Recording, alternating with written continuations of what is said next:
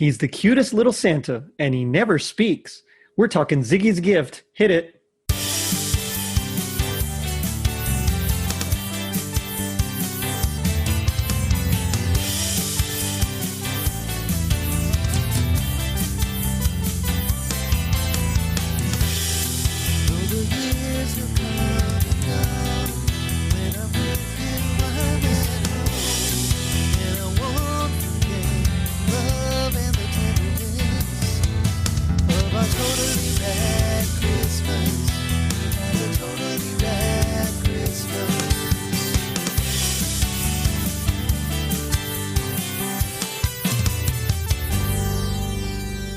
It was 1982.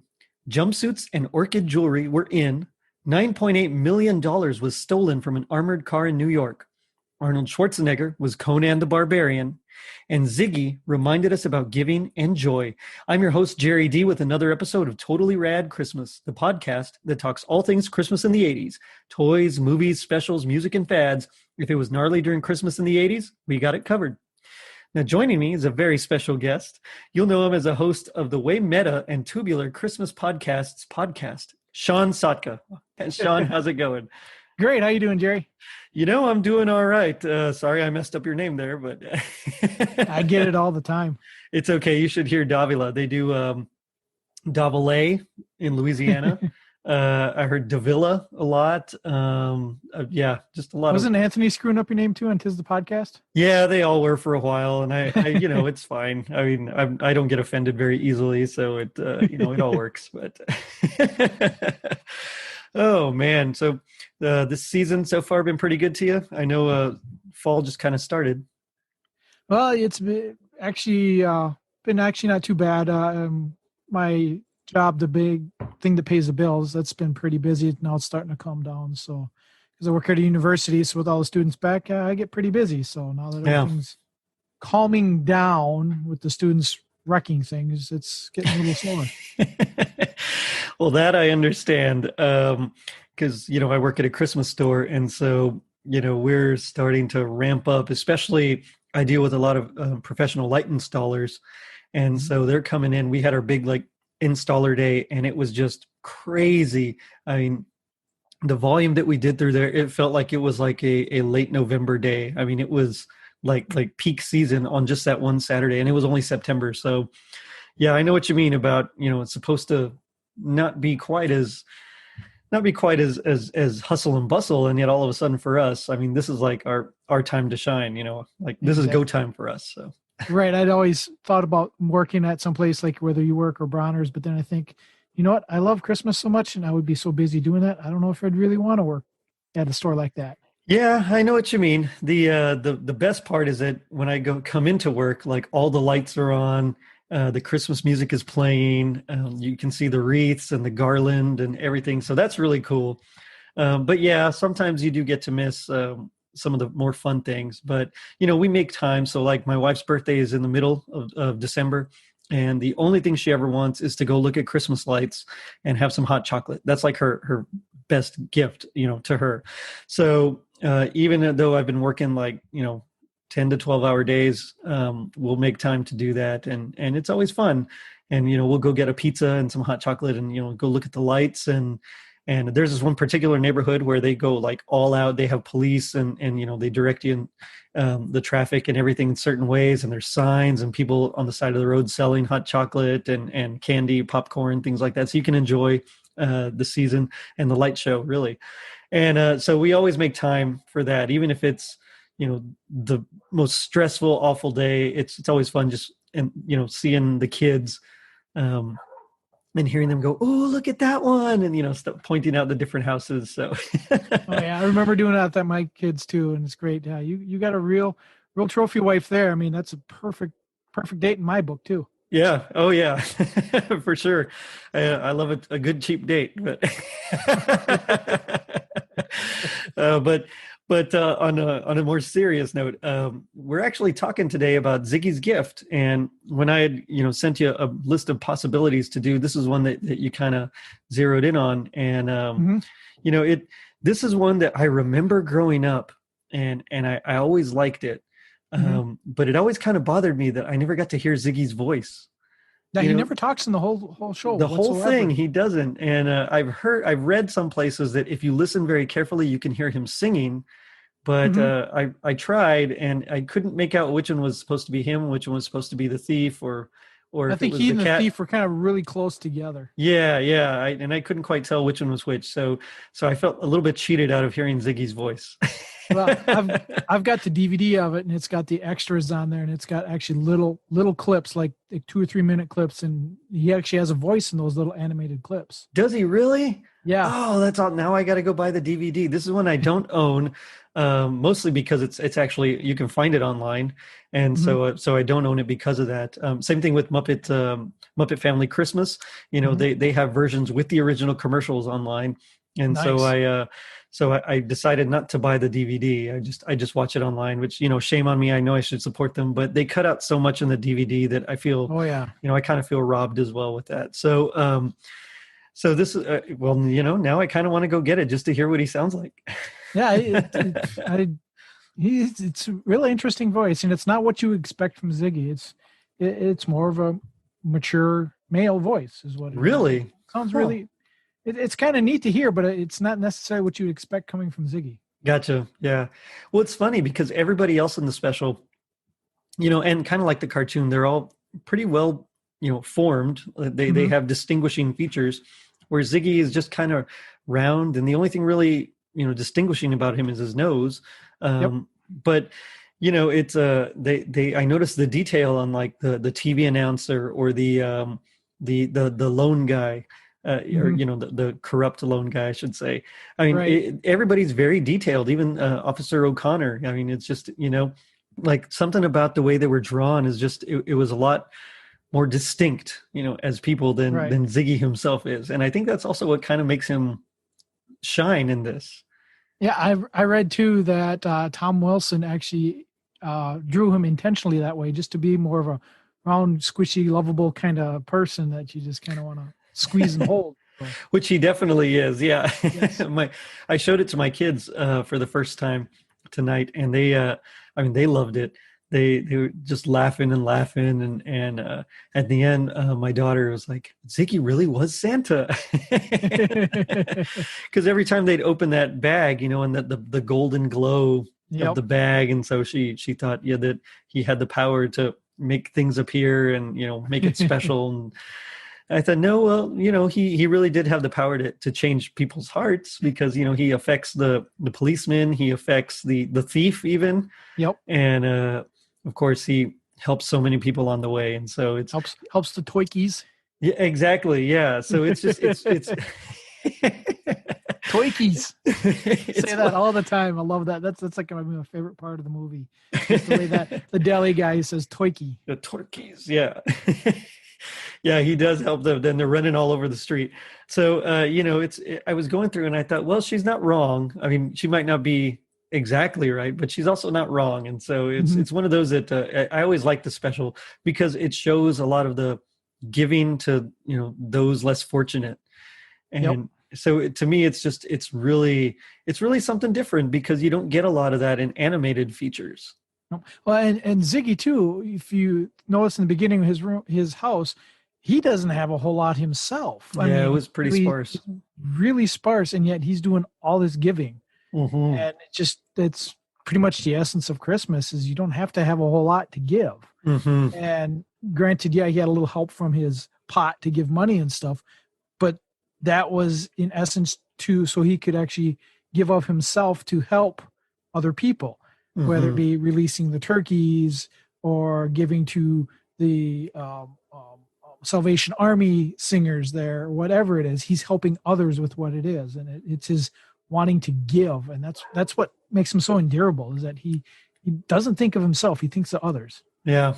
I love at the end, and we'll get to it, but I just love at the end when the thief has emptied all of his sack, and there's still one more thing in there, and Ziggy just kind of like looks at him and he's like tapping his foot with his arms crossed, and like, come on, buddy. One more thing here. Come on, buddy. Exactly. It's so good. It's such a good one. I mean, it's so good that it actually won an Emmy for outstanding animated feature. So it's one of those that it's got to be good if it wins. Well, especially considering it's the first and only Ziggy special too. Yes, I would have liked to have seen more. Honestly, I think. Yeah. I mean, I think Ziggy as a character. I mean, his comics are always funny.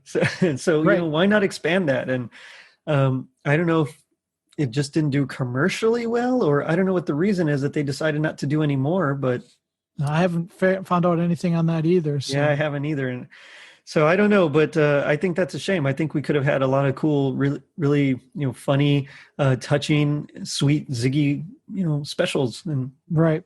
but anyway, but yeah. So Tom Wilson invented Ziggy in the mid '60s. He was working at American Greetings, and he actually got it done in the gift book there. And it kind of got around to Kathleen Andrews, who was starting up Universal Press Syndicate, and they really needed like a mascot comic kind of feature. And so she licensed it to him, and he kind of tightened up the drawings, tightened up the story, essential, quote unquote story. And he gave him a name, which was Ziggy. And apparently he named him Ziggy because, being his last name was Wilson, he was always towards the end of the class. So whenever a kid came in with the last name that started with the Z, he thought it was like the coolest thing in the world that he wasn't last anymore. And so, he took that Z and then just added the Y ending, like Tommy, Billy, Right. Joey kind of thing. And so from there he created Ziggy, and it stuck. And I mean, Ziggy's been, he's had so many appearances, so many comics. I mean, if you think about it, there was even a Seinfeld episode about him. I don't know if you were a big Seinfeld fan. No, never was, but that's interesting. Yeah, so there's Elaine is working with Jay Peterman, like for the Jay Peterman catalog, and she writes a little cartoon with like a pig or a cat or something, and he goes to a complaint department at a store, and he's like, "I wish I was taller," like and that's supposed to be the comic, and she's submitting it to the New Yorker when suddenly Peterman himself comes in and he sees the comic. He's like, "Someone's ripped off a Ziggy. That's a Ziggy cartoon, a Ziggy comic." And so then the whole episode is he's trying to figure out who it was that drew it, and Right. yeah, it's pretty funny, but I mean that's the impact that the character has had throughout throughout its tenure there from '71 to the present. Right. And really interesting is Tom Wilson's son, Tom Wilson II, has taken over. Mm-hmm. So, I mean, from what I've seen, it really hasn't dropped a whole lot because dad and son probably had the same mindset. And even in the comic strips, like we mentioned before, Ziggy doesn't speak. In his comic strips, he does. Yeah, which is why I was kind of bummed when I never heard him speak in the special. I wanted to hear what he sounded like, Right. so whenever I was reading the comic, I could kind of, picture that voice. And, so unfortunately I'm going to have to get that DVD so I can figure out what it sounds like, but. Right. But the thing is too, even though he doesn't speak, it's still, it's kind of like the Mandalorian today. You don't see his face, but he can still emote. With his actions. Oh yeah, he does. He does all these emotions. He gets you feeling just by what he does and what he said without saying anything. Mm-hmm. Really. Yeah, he doesn't speak, and yet he speaks. Right. Mm-hmm. Yeah. What is your experience with Ziggy in general? I remember watching this when it first came on television. Nice. And yeah, I was just about hitting my teens at the time. It was 82 when this came out. Mm-hmm. Correct? 82. Yeah. Yep. So I was 9 at the time. Okay. I just dated myself. That's okay. But I mean, at that time, I never really lost it, but I was still huge into Christmas then. Loved all the specials. It's back in the days, not like today where you can pull up a special, but these ones you had to get out the TV guide and plot out your week, and if you missed it, your week was shot. That's it. Yeah, that's it. So this one came on, watched it the first time. I remember watching it with my mom, and like I said, the torkeys. That was the biggest thing. Torkeys. I remember that too. It was so funny. So the thick accent of the butcher there at that meat mart. Right. And that's one thing I noticed on the rewatch. I mean, I watched it like 3 times today just because I don't necessarily get very critical of shows, Right. especially like I love. I just do it from nostalgia and love of it. Yeah, and But that's what that's my whole ethos too, yeah, in general. but Yeah. watching this is they kind of stereotype these characters. The deli man with his accent, O'Connor. Yeah. I mean, his I Irish Yep. policeman. His Irish brogue. Yeah, and then you got the thief with that little. He's like pencil thin and really gray looking. Yeah. It's Yeah. amazing the stereotypes they put into this. Yes, yeah, you're right. And at the time, we didn't notice it because that's not really. It wasn't really Right, something that was, I don't know, as sensitive as it is today. right. Yeah, it was just. It's like, oh yeah, the Irish cop, no big deal. Keep going, you know. Yep, yep. I mean, that was a trope back then. hmm Yeah, sure was. I mean, even in Batman '66, you know, you have Chief O'Hara Yep. as well. You know, so I mean, it's something that was always around, and you know, you're right. It's something that I noticed as well. But I did think there was kind of even if it you could consider it problematic by today's standards back then. I don't know. It was kind of just very nostalgic and like a warm blanket almost to me to relive some of that. Even though I know that you know, not all not all deli owners and butchers are you know have that accent. And I mean, it's just Not all something about it. cops It are just Irish. Yep. exactly. But it did kind of bring me back to that time. But I think too, when they did that, they did the stereotypes. They did it not so much as a knock on the stereotype, more as an homage. So that's hmm why I think it could still hold up today because they're not knocking the stereotype. It's like, okay, this is how it used to be, and we're just paying homage to it. At least that's how I feel about it. Well, and if you think about it, the both I mean they're all very successful at what they do. So Mhm. the butcher, yeah, I mean he does sell all his turkeys if you think Yep. about it, and the cop he catches all of the fraudulent Santas and their ringleader, you know. Yep. So it is something that at least they're successful at what they do, and they're not like a joke. Right. Exactly. Yeah. Yeah. I mean, they don't make them look like a joke and stuff, even though they do have their funny moments in it. Right. Yeah. Yes, that's true.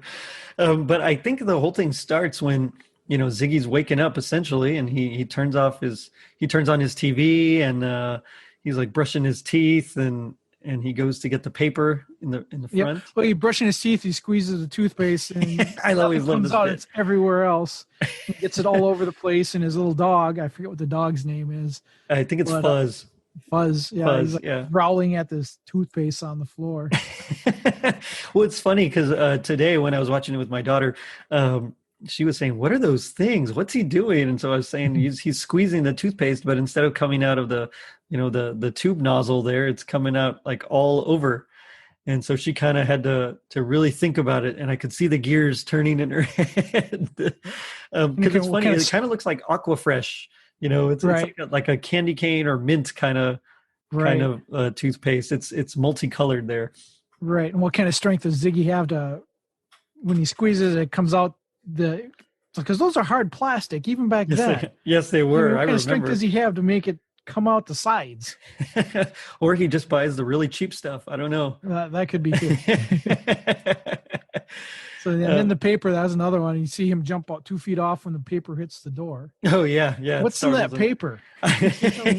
Maybe it was the Sunday paper. That thing was always so massive compared to the rest of the week. Exactly. But yeah, I love. There's a funny recurring thing where his wreath like keeps getting knocked off, and Yeah, and the newspaper hits the door and the wreath is still on the door. But yet yeah, he shuts the door and it and, just and 30 falls seconds off. later, boom, it falls down. Yeah, yep. But I love how on the news they're talking about like this ring of Santas that seem to be taking essentially stealing money. You know, Mhm. they're posing and they're fraudulent Santas, and so a lot of needy people are not going to get the help and the Christmas that they deserve because these Santas are actually taking all the money for themselves. And it's not like he's really watching or listening, I guess, because as he Can't reads be the listening. paper, he sees the little the little ad that Santa's wanted, help needed, and so from there he's like, oh, I got an idea, let me do this kind of a thing, and so he Yeah, starts immediately getting dressed. and that's a fun venture in itself too. The little guy making stairs out of his dresser drawers. Yeah. And running her right on up and then coming through. And then again, a feat of strength. He just kicks it with his foot and there goes the mirror. I love that cartoon logic. Yeah. And then you ever notice he never gets out pants? No, you're right. He never gets out pants. He's well, and most of the time they don't show him wearing pants. But when he did take off his nightshirt, he had boxers. I noticed he had the boxers with the little red hearts on them or polka dots. I couldn't tell which one it was. And then another voice of the dog, or Ziggy's dog, which is listed in IMDb, and Cat and the Torkeys. Frank Welker voices them. Nice, classic. Infamous Frank Welker. Yeah, I mean he's been every animal voice in every cartoon ever. Exactly, and then some. So, but otherwise, they really don't have anything listed in IMDb about who. I mean, they got the voices in it, but not what characters they voice. Voice. Announcer Butcher, Tony Giorgio. Tony Giorgio. Yeah, something like, I can't remember. And then Tom McGreevy as Officer O'Connor. And then that's a Crooked Santa. That was that big fat Crooked Santa. Oh, yeah. Richard Williams. And that's the only ones they have actual names for the characters. But they do have a list of people who are in it. Nothing other than Frank Welker that really stands out to me. Yeah, he's the only one I recognized. So he's talking about basically this huge citywide scam that's being, perpetrated, and police are on the lookout. They're trying to stop it because of all this.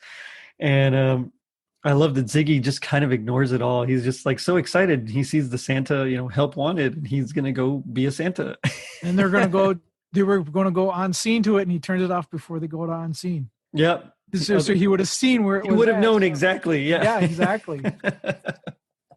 That just goes to show you how people can just get tunnel visioned. Yeah, you're right. But I love how he's passing by, and we get the Salvation Army singers, and just all this cool things going on. And for some reason, he takes a sled with him. I'm not sure why he takes a sled. Is it to carry his pot? Is that his whole purpose? Maybe, yeah, I think that might have been what it was. I mean, he had the sled outside the door from the beginning.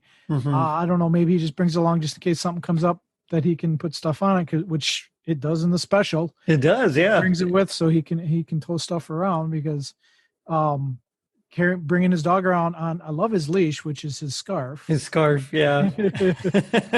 So, and the dog's got to be a part cat because the 9 lives that dog has just misses getting hit by a truck. Right. And drops a tree. And yet the tree, this little scrawny Charlie Brown-esque tree kind of falls out. And Ziggy sees it and is like, yeah, this is great. And he puts it on. Well, he saves the dog because there's that taxi cab. Oh, I forgot about the taxi cab. You're right. Yep. Taxi and honking its horn. And I love how fast they can move on that wet snow with everything sliding around. So, see, and cartoon logic. Being from Texas, I have no idea about that, so I'm gonna defer to your knowledge there. You guys have had ice down there, haven't you? Ice storms. Yeah. You see how fast you guys can get going on that. Well, that's true, I guess. I mean, I normally, whenever that happens, I kind of just stay in, but probably not a bad idea down there. Well, yeah, you're right. We don't know how to drive in snow or ice or anything down here, so we kind of, yeah. So I just stay in if I can. If I don't have to go to work or anything. Right. I don't know if you noticed either, going back to his office, he had a to-do list up on the wall. No, I missed that. It says to-do list. It says, get new pencil in red. And then under that it says, make to-do list. That's very Tom Wilson there. I mean, you can imagine seeing that in the Sunday paper and exactly. Yeah, just that funny little stuff in the background that if you're looking closely, you catch it, you just laugh at. But I love how so he finds that tree, he puts it on his sled, and the cop already starts to get suspicious of him. He's like, "Hey, what are you doing here with this this sled in the tree here? People, you're just crowding up the street." And I mean, it's so weird that the cop would be telling him that. That part I never quite understood, but yeah, I don't know. Think it's Maybe it's set up with everything. Exactly. Yeah. Just to say that now the cop is going to be a little suspicious of him. Well, especially did you see how Ziggy was reacting, that big smile and rocking back and forth, like I'm innocent. Yeah. Well, yeah. I'm sure that didn't help any either. No, Well, no, we probably do. You not. could get somebody hurt, and he clubs himself with his nightstick. Yes. It really is brilliant. There's like a lot of little gags here and there that if, like you mentioned, if you blink, you're going to miss it. Yep. Yep. So he keeps going and he gets to the, let's see, it was a Fly By Night loan company. Yep. Although you don't know that until, because, it has a sign there about Santa's Wanted. And nice professional looking sign, looked like it was made in crayon and put on in tape. And then when they close the door, it falls down and you can see the Fly By Night. Yep. And of course the dog's looking at it like, what the heck is this? The dog Ziggy's dog seems to be pretty aware of everything else that kind of Ziggy lets go. Mm-hmm. So he always seems to know what's going on. Yep. Yeah. I like Fuzz there. And so Ziggy's interviewing and the guy's kind of going on about people of goodwill and he's got the glasses. So hard to find good help these days. Good help, yeah. He's a total car salesman and a loan shark trying to pull off the scam. Which is funny because when the ink gets all over the paper and then he's like, well, I'll just file that here, and he just takes it and throws it right into the trash can. Yep. I always like that too. Oh, we'll just file that here. Like I see in the circular file. Yeah, file 13. Yeah. And another funny part is, okay, just stand up and we'll get to see if there's on. Turns on, oh, you are standing. Oh, yeah. Another one of those short jokes. But I love how he puts the Santa, coat on him, and it's like, it's crazy big on him. And Ziggy kind of looks at his hands like, hey, my arms kind of fit through in these, and then he's like, and the hat, and he puts the hat on, and he's just like this cute little guy. And then he goes to the other room. He's like, I'm just going to tell everybody else, all the other applicants, that the position has been filled. And when he opens the door, you can hear him yelling, I'm sorry. But yeah, the position has been filled and it's completely empty. It's a complete, it's the whole other room. They cut to like the inside of that room. Nobody's there. He's just, trying to snowball Ziggy there. Yeah. And he does. He succeeds in getting Ziggy to fall for his scheme. Ziggy just doesn't know it. Right. And so he's like, I'll go. And you said, they took it all poorly, but we all can't be winners. Yeah. And then he says, oh, no rest for the winners. But I love how he keeps emphasizing, now remember, anything you collect, you have to bring right back to me. Make sure you bring me the money. Yeah, exactly. Yeah. So, this guy's fishy. But Ziggy's he's completely clueless, or he's like just completely naive, or maybe a little bit of both. I was going to say a combo of the two. And so he starts on his way. And this is where I think we first see the thief, don't we? Like he first makes his little appearance here. No.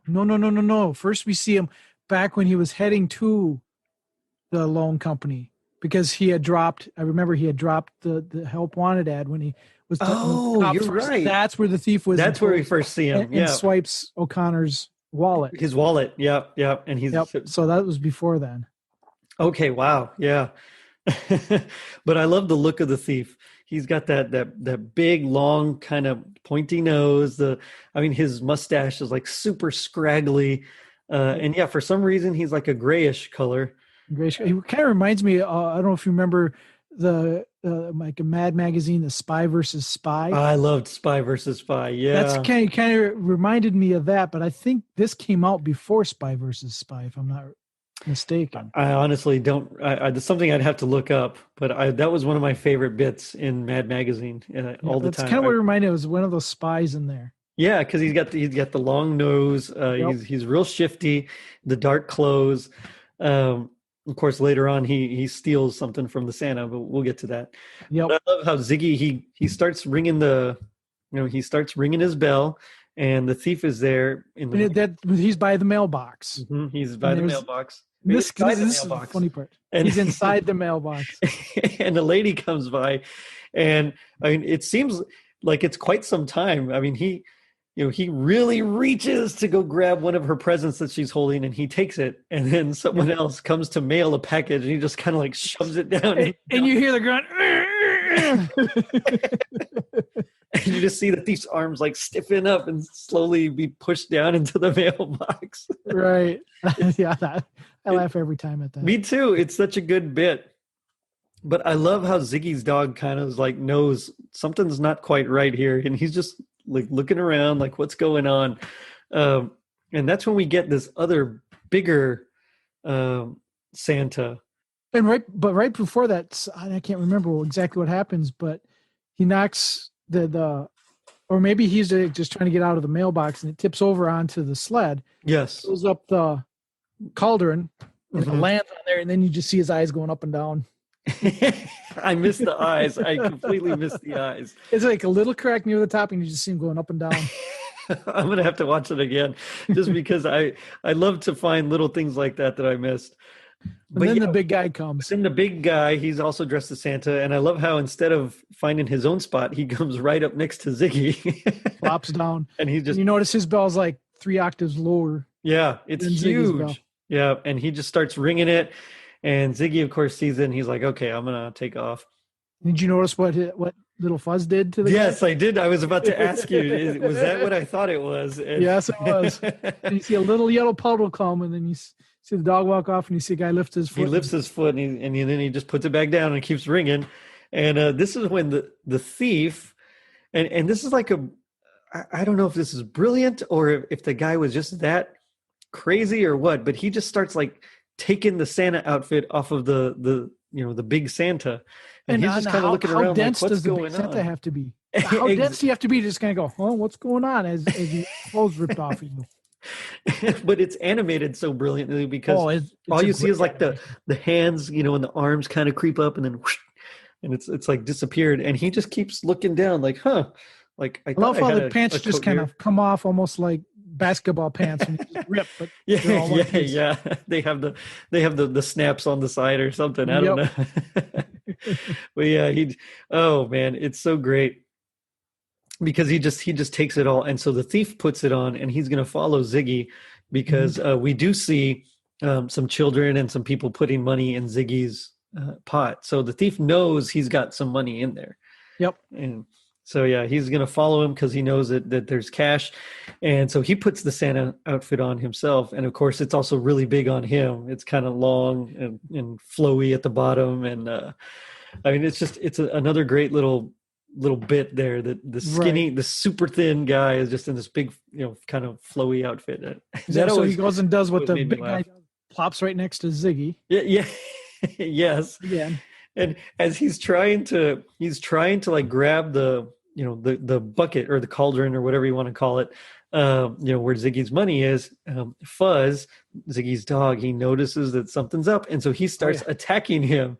And this is where again that dog is like so intuitive, and he just so observant. He knows exactly what's happening. Which, if you think about it in real life, dogs really are like. Oh yeah, yeah, they pretty much are. Yeah, they know exactly who's they can tell good from bad a lot of times, and so yeah, he just starts attacking the thief, and thief gets his foot caught in his own cauldron, because he had switched cauldrons, but he gets it caught in his own and walks off with his own cauldron with the dog actually clamped onto his leg. Yes, and as he's running away, that's when he grabs.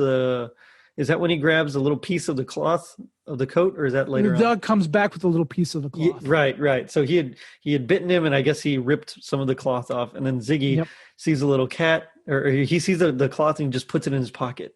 Yep. And as he's walking by, he sees the cat, and so he starts to he ties it as like a little scarf around the cat to keep him warm. Which there was a cool bit when he's walking off, and you see the cat just sitting there with the scarf, but it kind of makes him look like a little bit like a lion. I don't know if. Yep. But that, and also too, you get to see a star in the sky. Yes. Yeah. That one I did see. But did you notice too? I mean, through this whole thing, every outdoor scene, you see a sun, you see a star, but it's snowing. Clear skies, but it's snowing. Again, cartoon logic. Yeah. Sometimes you need the atmosphere, and sometimes you don't. It didn't detract at all from it. It's just one of those, if you're looking at it from a critical point of view, that's just something you kind of notice that's funny. So yeah. But it doesn't change my love for the show at all. No, I mean, especially when you consider the fact that they actually like drew these on the cells themselves. Hmm. So most of the time they, artists will draw that and then it's kind of photocopied onto the cell. But in this case, they actually drew it on the cell, which is Yeah. amazing. And I think there was over like 30,000 shots or 30,000. 30,000 cells that they use. Yep. Yeah, that's just like, wow. For a 24-minute special, I mean, that's amazing. It really is amazing. Yeah, it's a lot when they used to do actually hand drawn all that stuff. It's crazy. I don't know if the animators made as much as they should have back then for all the work that they had to do. Yeah, you're probably right. But hopefully at least today, maybe they get what they should. Hopefully, they got a lot of help now too. Yeah, you're right about that. But this is where we finally get to the Christmas torkeys. Yep. He's walking. I guess he's trying to find another spot. Is that what it is at this point? It could be. I'm thinking that's what he's doing. And as he walks by a deli, it says "eat," and then the open sign says "open." Don't expect much. Oh man! I caught that this last couple of viewings here. I'd never really looked at those other signs, much. And that one just caught my eye. It's like "open." Don't expect much. Well, I just love when he gets to the, it says Meat Mart, and in the back, I mean, it just says live Christmas turkeys, and I mean, there's what, like 12 of them, I think. It's just. I don't know. He couldn't talk. Yeah. You turkeys. How can I count you with all this gobble gobble? Yeah, I may or may not be saying that later, but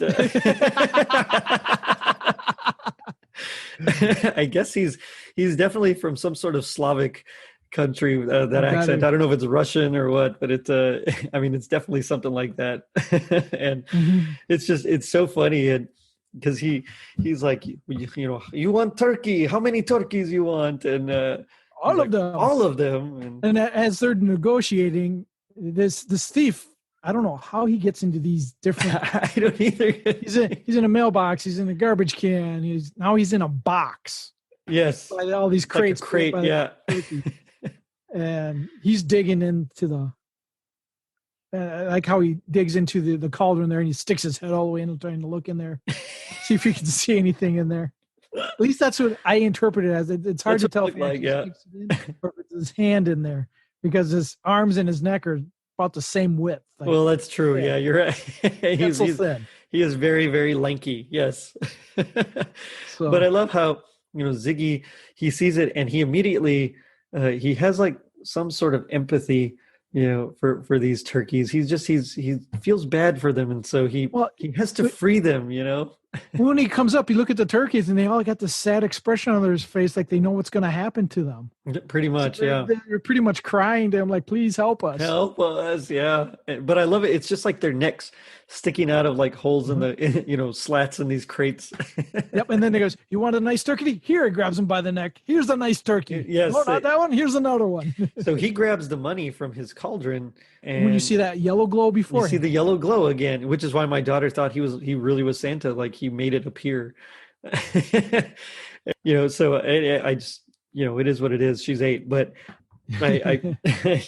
yeah, he grabs the money and I guess they negotiate $175 or something for all of them. And then he just kind of frees them all. Marches military style. Face, and then frees them all.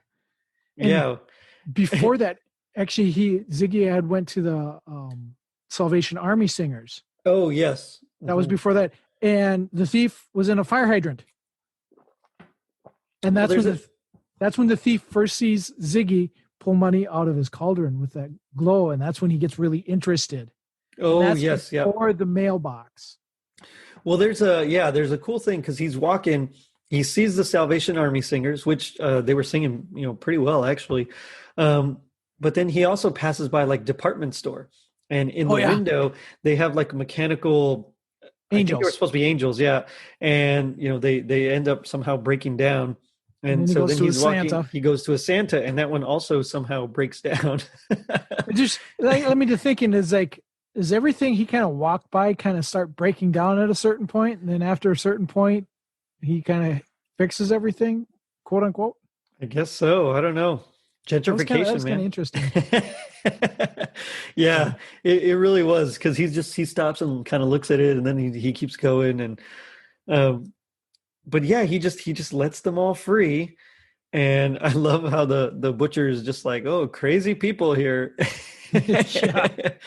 And so then the cop, who's been kind of suspicious of Ziggy this whole time, he comes Mr. up, Police Guy. Mr. Police Guy, yeah, which I was cracking up at that. Oh, Mr. Police Guy, and so he kind of he's like, well, what did the little guy want and all that kind of thing. And so they kind of talk.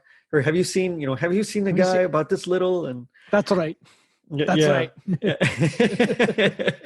And so then he tells him that he bought all the turkeys, but then he just let him go. And And he got the money out of his cauldron. So yeah, he's like, it's the cop on. oh, He's yeah. part of the He scam, thinks he's part of, yeah, exactly.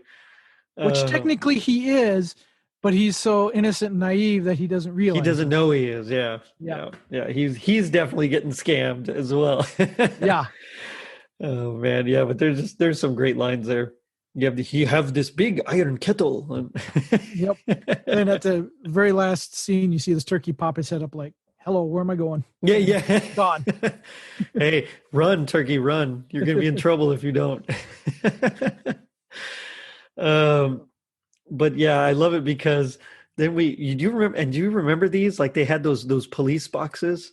They were like Yes. a call box, where they would open it up. I think those were in the bigger cities. They never had them here with me growing up, but I do remember, and I don't know if it was actually this that for was first introduced to or not, but I do remember those being a thing back in that time. Yeah, well, see, this is where I first saw them, and I realized that they had them. And then, of course, I don't know when they got rid of them, but that's how I knew about them was from this special. Mm-hmm. Same here. Yeah, so I thought that was kind of cool. It just reminded me of, growing up, and I wasn't from from a big town. I mean, we're pretty small, but there's a bunch of little small towns that are almost all connected together by like a street, so like you cross the street, you're in the next one. And that's pretty much what like the Rio Grande Valley was. And then of course you could drive a little bit further, like, 10 minutes or so, 15 minutes to get to the next section. But essentially that's what it was. And so I remembered all that. And so that really took me back, like, oh yeah, they had those police call boxes. But I love it because Officer O'Connor, he uses the phone and he's got all the Santas and even the loan shark guy. Yep. All in a paddy wagon. And he calls the boss, and the boss is again another stereotypical sergeant. Yes. Gruff. Got his mustache and yeah. Yep. He's like, did you get them all? Even the little guy. The little guy. Get me the little guy, and he's like pounding on his pencil, and then he loses his pencil, and you just see him like not looking down, but just trying to grope for the pencil and finds it again. See, it's little things like that you could tell why it won the Emmy, because there's a lot of little details in there that you don't expect to find. Yeah, exactly. I mean, how much did Tom put into this that he pulled it from his comic? Bet you he was in his heyday. He's like, oh, I can put these little things in here and there. That he couldn't quite do probably the way he wanted to in unanimated cell or single picture frame. Right. Yeah. And I mean, it really is. It's very, what's the word I'm looking for? I mean, it just really does remind you of the strip, Yep. And so I really appreciated that because I enjoyed the strip. I love that one. Of course, I was also into like Hagar the Horrible and, all those there. Was it Drabble? I think that's what it was. Do you remember Drabble? Was it Drabble or Dribble? Dribble. Maybe I don't remember, Drabble, but something like that. I remember what you're talking about. Yes. Yeah. That was another one of my favorites, and so it was one of those that I couldn't wait for Sunday comics because those ones were in color. Yeah, exactly. I mean, the one lines were great, but I always waited for those big color ones. Exactly. Too. Yep. It's like waiting for Saturday morning cartoons. Yes, it's the exact same thing. It was cool, and I really dug it. But then we get another really touching moment where Ziggy's like walking back and, night, it's starting to get night and he sees like an older gentleman, homeless, presumably just shivering on the street, his head's down kind of between his knees. He's got him, close to his chest and he sees him and he takes off his coat and puts it around him and then he gives him his the hat on him. And as he's walking away, the gentleman says something like, "God bless you, son," or something like that. Right. Well, and before that, with O'Connor, Mhm. Not only he rips his pants when he walks away Oh from the yeah. police box. The loan shark guy is, I'm getting out of this Oh, he's Santa got a great line business. there. Yeah. And he says, I think I'm going to go into politics. Yeah, yeah, yeah. He's like, it's too seasonal here. He's like, I'm going to go into politics. So that's a good line there. But yep. yeah, he ends up ripping his pants, and of course the guys in the paddy, all the Santas in the paddy wagon start to laugh. And then start acting like turkeys. They start gobbling, and one takes a Santa hat, puts it as the waddle. And But I love how that one Santa that the thief stole the outfit from is also in there, and yep. he's still got his undershirt and his undergarments boxers. on. Yeah. Yeah, that's good stuff. So of course, the thief now finally catches up to Ziggy, and he's really trying. And so, the dog and the cat, who has now joined Ziggy as well on his adventures, Because Ziggy was oblivious when he didn't know any first of this grabbed was it. happening. It wasn't until the cat got on the head and started screeching that Ziggy actually turned And around. then he turns around and sees him. Yeah. And so then he starts like playing tug of war, essentially, for the bucket The or cauldron yeah, or whatever you want to call it. He kind of is like running it. They're tugging, and he kind of goes around the corner, and O'Connor sees him, and he's like, "Ha! You thought you could fool me without your Santa outfit?" And this leads me back to that comment by the loan shark. If you looked on that picket fence, there's a sign on there. It says "Vote," and it's got the picture of the loan shark guy on it. Nice. Like how he tied those two together. So maybe he was doing this scheme to finance his political career. I don't Possibly. know. But I just found that one pretty neat. I don't know. But yeah, that's funny. That's a good bit. Yeah, that was really good. I laughed at that one when I finally saw it, because as a young kid, you don't see that stuff. That's more for the adults that are paying more attention. Yeah. Well, and one thing that I never understood as a kid when I saw it was, so the cop is dragging Ziggy and the thief. They're still fighting over the bucket. Mm-hmm. And the girl says Santa Claus, they look out the window and they see them. And so right away the cop starts singing, pretending he's like a caroler, singing Silent Night. Right. And so I never, as a kid, I didn't quite get like, why did he just start singing? And of course, now as an adult, it's like, oh yeah, of course. So that makes sense. You want the kids to see the fighting and whatnot. Exactly. Yeah. But yeah, it was just one of those when I saw it, I was like, huh? Why? He just starts singing? He said, what I found funny too is O'Connor starts singing, and the thief is just staring at him like, what are you doing? Yeah. Just look at him, like, what? Neck stretched out almost into his face, like, are you crazy, man? Well, he kind of gives them like the shifty eye too, and so then they all start singing. Yep. And I love the thief is actually singing a harmony line, which I thought was really, really cool. He kind of does that. That, what is it? I guess technically it's like a sixth lower, but a third above or whatever. And so he's singing that harmony, and he's got I think more Ziggy's like a baritone. in there with him too. Yeah, could be. Yeah. But it's hard to differentiate if there's a third voice that I really couldn't tell. I've always, I mean, every time I've seen it, I've always tried to see if I could hear Ziggy in there too. And you see Ziggy's lips moving, but you don't know if you hear his voice in there or not. Yeah. And I never did, but now I kind of want to. I'm gonna listen to it again. I'm gonna crank the volume up and just make sure no one's home when I do that, I guess. But I mean, it's great. And then the cop at this point still thinks Ziggy's guilty. He just notices the thief now, and he's like, "Oh, your friend, I'll take you both down to the station," kind of a thing. And the lady who runs this place, it turns out it's actually a foster home, and there's a bunch of children in the window, which is why they started singing. She's like, "Come inside, come in. We love to. We never get visitors on Christmas Eve." And she's like, "That was beautiful." I guess she's a caretaker. Yeah, come in for some hot chocolate. And she's standing over at the door, and then you see the cat and the dog sitting out there.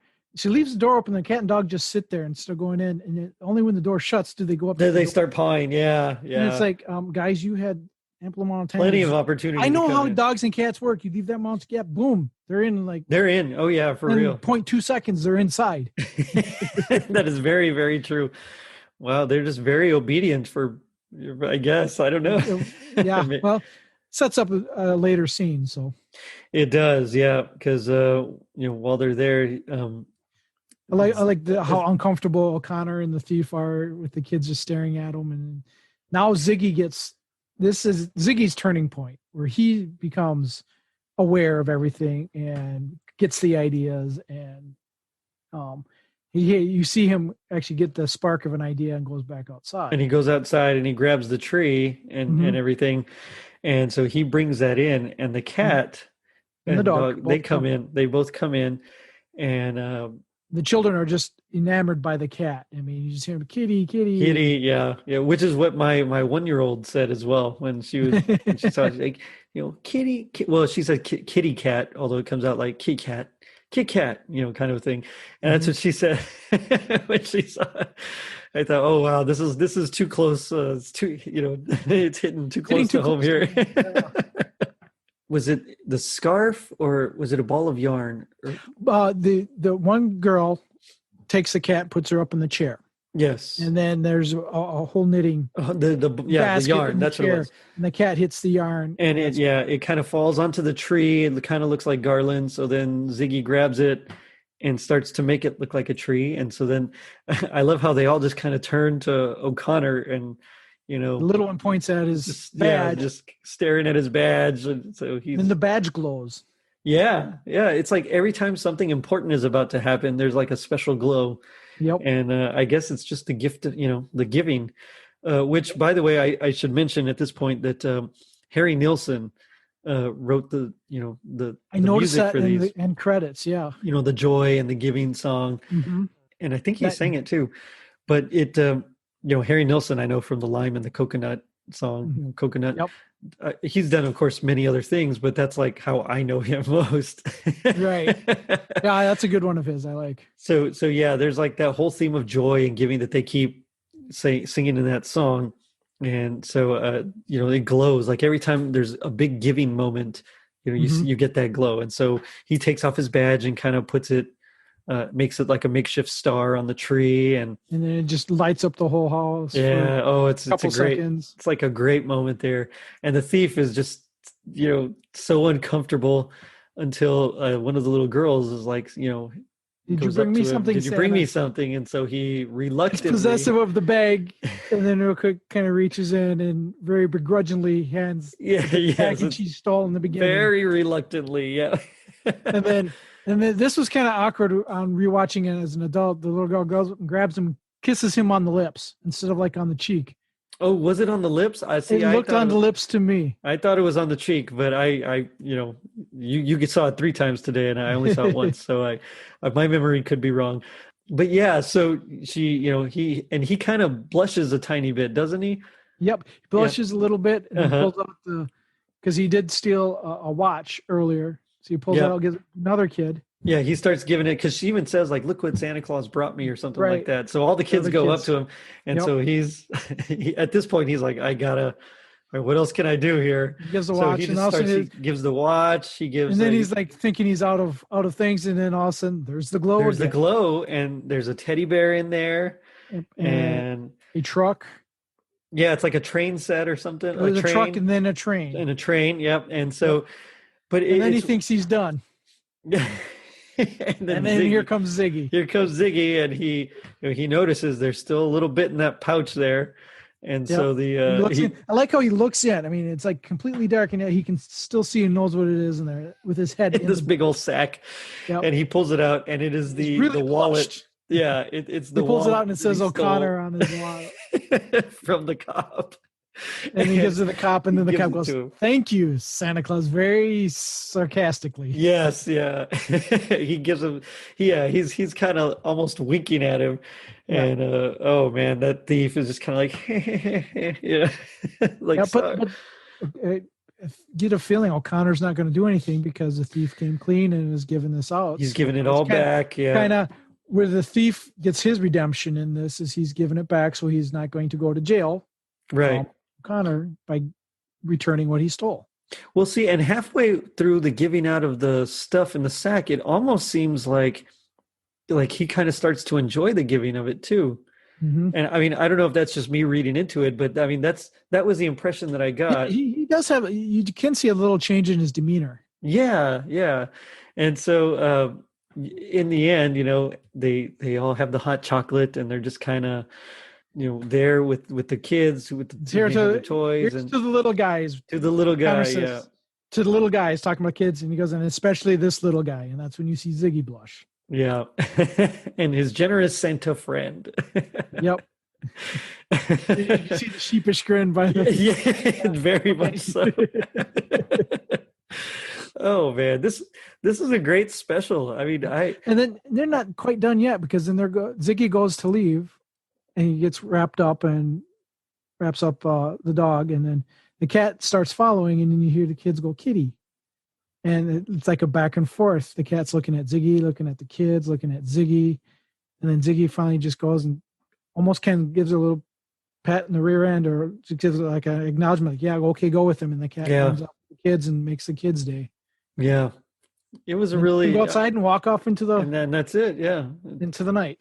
It's a really sweet special.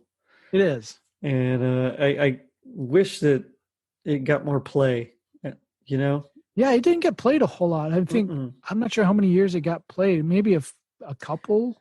Yeah, I've been trying to find aired. I've been trying to find that information and I just couldn't, no matter where I looked. Like all my usual channels don't seem to have the how many times it was aired or anything like that. Right. I just know that I remember seeing it as a kid, and then as I became a parent myself and was getting into the Christmas spirit as an adult, and wanting to get back all these movies that I saw when I was a kid. This was one of them I searched for until I found the DVD of it. And nice. Because I think I had it on VHS tape. I found it on that, and then I found it on DVD. So, nice. Yeah. Yeah, John Gibbons, Tony Giorgio. Yeah, this is really good, and it brought back. I mean, because I remember I saw it. I don't think I saw it when it first aired, but I know I seen it. So we might have rented it from Movieland Video, honestly, because we did rent a bunch of those, or it was either that or my aunt had it. This is one where my memory is starting to fail me, and I'm starting to feel my age a bit. But I don't remember exactly where we had it, but I know we saw it several times, and I want to say my aunt had it in, like, whenever we'd go visit, it was in the library. We'd check it out from the library because we'd get those like anthologies of just various cartoons that they used to have all together sometimes, and I think this is one of them from there. Okay. But yeah, but mine, like I said, I remember seeing this when it was on TV and seeing with my mom, and like I said, the biggest thing was the torkeys. So that's my first memory of that is I remember it being on TV. Well, I love it because even the cop starts to pronounce it like that, and he corrects himself. Yeah, he's like, I mean turkeys. Torkeys. I mean torkeys. In his Irish accent, and it really wasn't that much of a difference, honestly. Not really. A little more pronunciation of the R. Yeah, exactly. Yeah. So would you say that was your happiest moment, just watching it for the first time? Yep, I wasn't going to jump the gun on that one. I'm glad. Yeah. Yeah, that was my happiest moment was as a kid watching on TV with my mom and my brother, and just those fun memories of having to go to the bathroom and beat the commercials. Yeah. It's on, and then you'd have to run as fast as you could. Yeah, leaping over furniture left and right. Yeah, exactly. See, and I know I saw this one pretty early because I don't think my youngest brother was born yet, because he wasn't born until '85. So I remember watching this with my middle the middle child, my other brother, and so it was before we got our house. I think we were in what we used to call the brown house, because we didn't. I mean, I don't remember what street it was on or anything. I just remember it was brown, so we would call it the brown house. And I think we were in the brown house when we watched this. And so I have that memory of just David and I actually watching it, and Danny wasn't even around yet. But yeah, my brother was like one when this came out and two. So I think it might have been like the year after I saw it then too. Gotcha. Yeah. Yeah. This is a good one. I know I said it, but I really wish it had gotten more play because I would have loved Oh yeah. to have seen it more often. You Oh know, yeah, definitely. like it's a shame when they kind of stopped showing Garfield's Christmas also, because I think it would have paired well with Garfield's Christmas. Hmm. It kind of has that same vibe to it. I mean, even though, yeah, I know it was a different network and all that, but I mean, it's still, I think it would have been very cool to have both of them together. You But oh gotta well. love the networks. Yeah, I know. Sometimes they can play nice, but most of the time they don't. Right. Oh man. But now we come to my favorite part of the show, which is a little bit I like to call Gag Me with a Spoon. So this is where we do our best impression of our least favorite part of the special. And I know it's really hard because it's all really quite good. Right. But as a guest, I'll let you go first. Just kind of set up the scene for us, and we'll Well, put it up to the listeners to vote. all right. Well, this is the fly by night guy. Okay. And we talked about the scenes where he's talking in to the other guys in quotes that were in for the interview. And he's like, dreadfully sorry. Thank you for being so patient. I'm afraid the position has been filled. That was good. That was good. I can't quite get as nasally as he could, but that's about the best as I could do.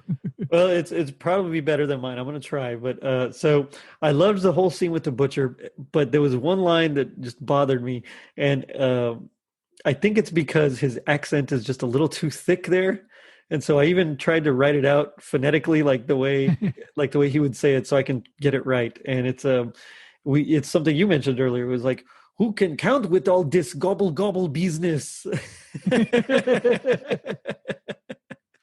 Quiet, all you turkeys! All you turkeys! Oh man. So now I'll leave it up to you, listeners. Was it Sean or myself who had the better impression? I think you're okay though, Sean, because I haven't won yet. So, so you're probably all right there. I tend to have Ziggy's luck in the beginning of the show, so it wouldn't surprise me if you won this time. No, yeah. There was only like twice where it came really close, but in the end I still lost.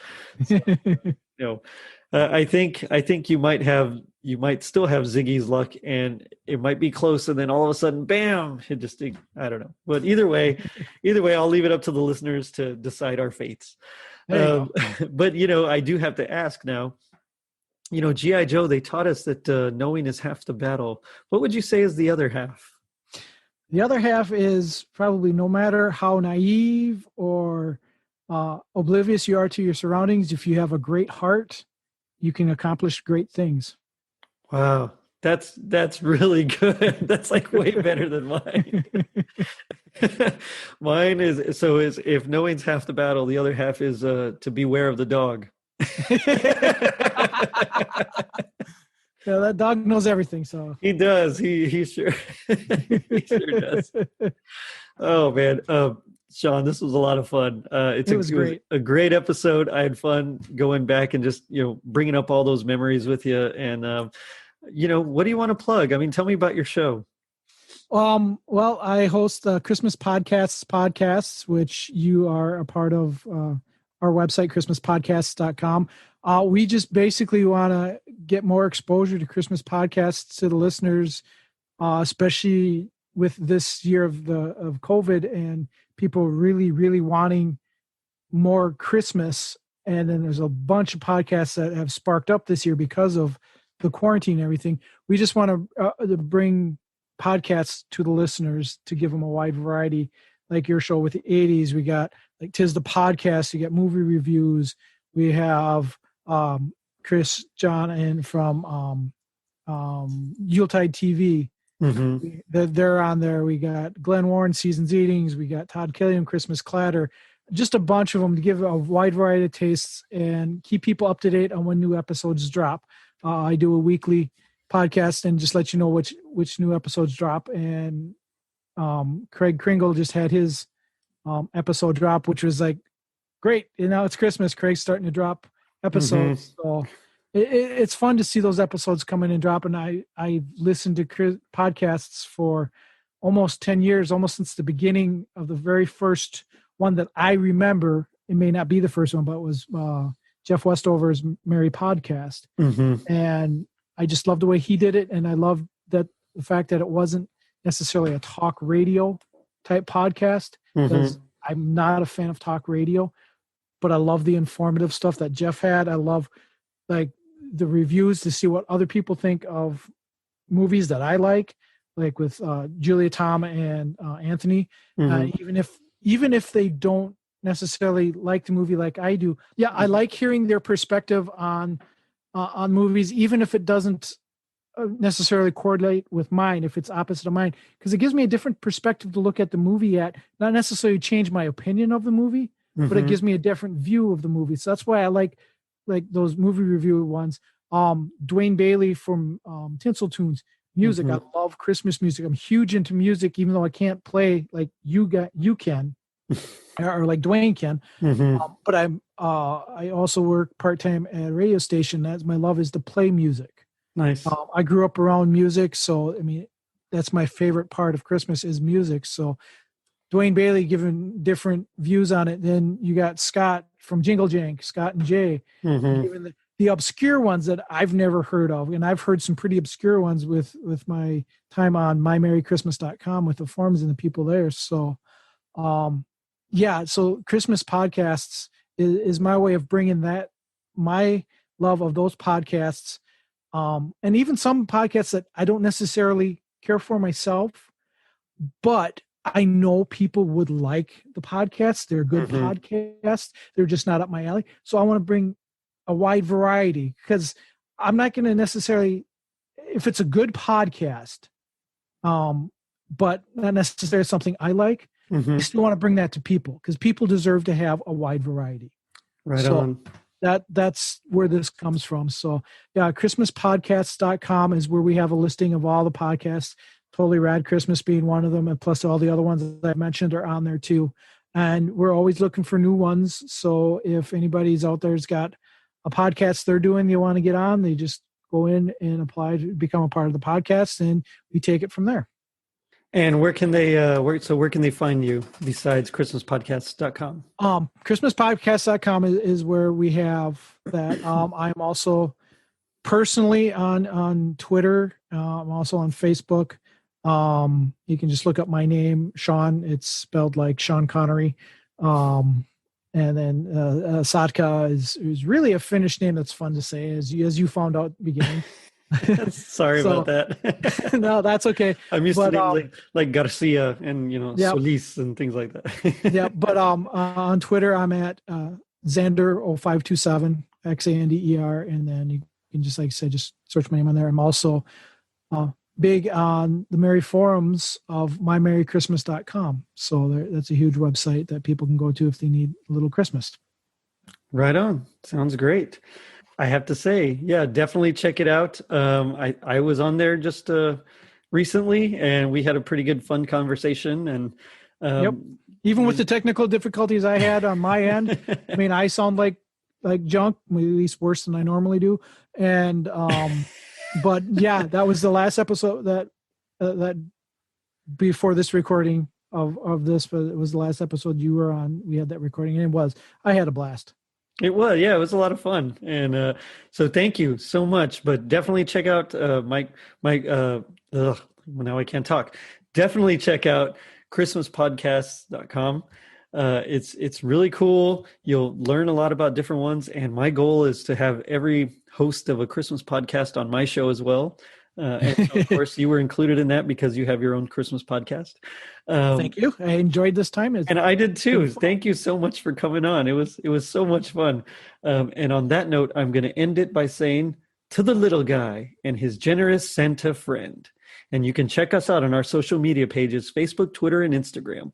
And if you're feeling as giving as Ziggy, leave us a review on iTunes. Not only does it help us reach more people, but you also get a free sticker. Now, don't forget to vote. Later, dudes. Hello, everyone. I'm Sean, and I host the Christmas Podcasts. We work in conjunction with ChristmasPodcasts.com and our goal is to bring the world of Christmas podcasts to the masses. We work with Christmas creators to let you know who they are, what their podcast is about, and to bring their podcasts to your attention. If you are looking for your Christmas podcast fix, you've come to the right place. We are Christmas creators ourselves. We have been making merry online since 1991 over at mymerrychristmas.com. We don't do this to toot our own horn, though. ChristmasPodcasts.com, like most of what we do, is completely fan-driven. It was born of an idea that the world of Christmas online needed a resource like this. Instead of building it into our own website, we just provide the technical support needed for the Christmas community to make it happen. Christmas Podcasts podcast is all about you, the fans of Christmas and podcasts.